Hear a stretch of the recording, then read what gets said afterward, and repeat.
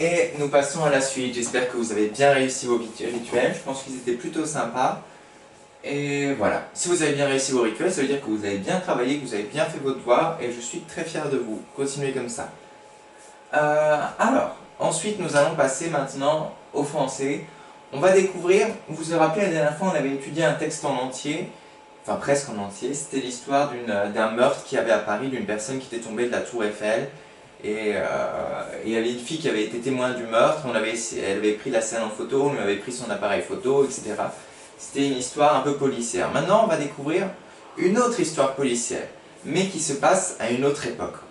La dernière fois, ça se passait à l'époque de l'exposition universelle, c'est-à-dire quand ils ont mis la tour Eiffel en place, c'était en 1888. Là, on part, voyage dans le temps, direction le Moyen-Âge. On est en 1328, je crois. J'espère que la caméra est bien placée, bon, on verra. Qu'est-ce que je voulais dire? Oui, on est en 1328, du coup à cette époque-là, vous savez que les châteaux normalement sont faits en pierre, que dans nos châteaux en pierre, ils ont des beaux donjons, et dans les donjons, le roi peut habiter, il y a également sa famille qui vit dedans, il y a son intendant des finances, c'est-à-dire celui qui regarde les finances, etc. Il y a même des pièces si on veut s'entraîner, etc. Voilà. Donc on a un beau château, et c'est dans ce cadre que va se passer notre histoire. Alors, c'est une enquête. Hop là, hop.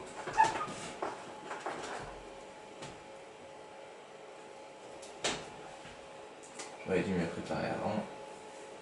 Hop.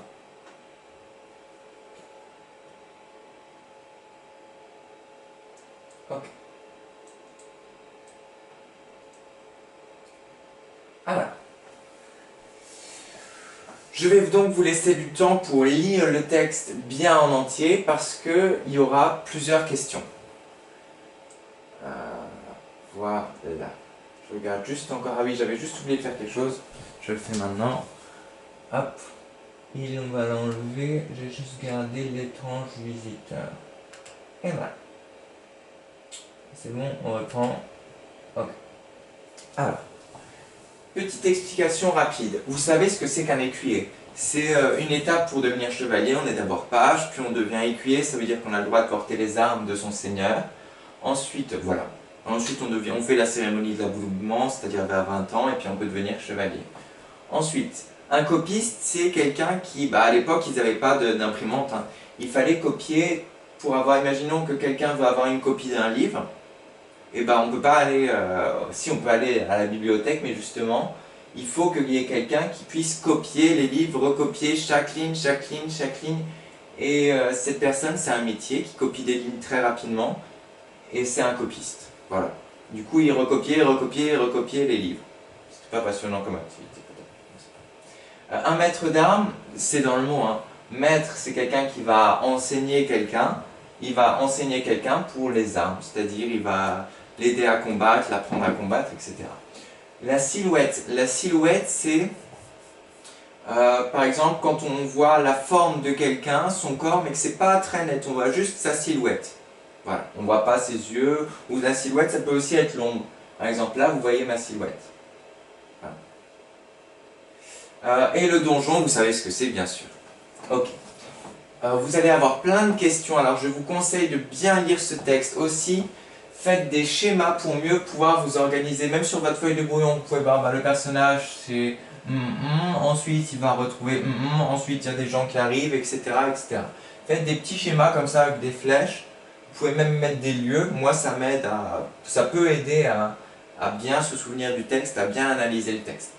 Et je vous laisse 10 secondes, mettez la vidéo en pause, relisez bien le texte, lisez bien, relisez, relisez, relisez, et on va pouvoir passer aux questions après. Mais je vous laisse d'abord bien lire, allez-y.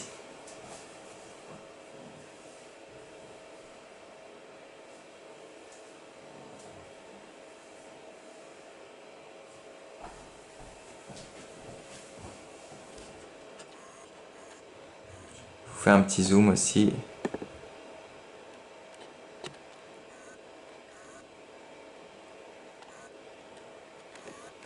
Voilà.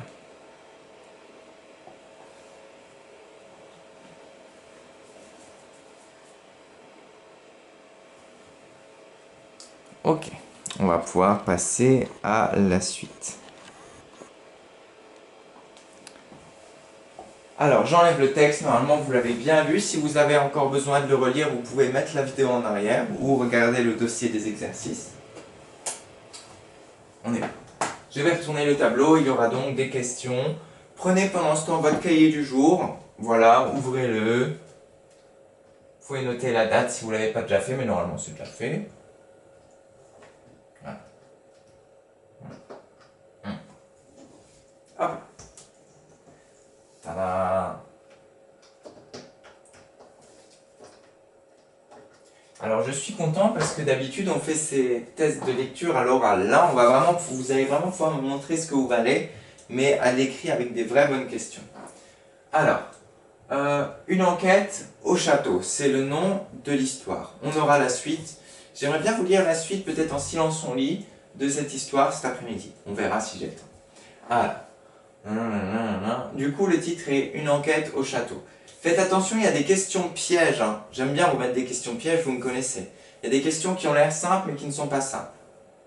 Ouais. Qui sont les personnages du texte?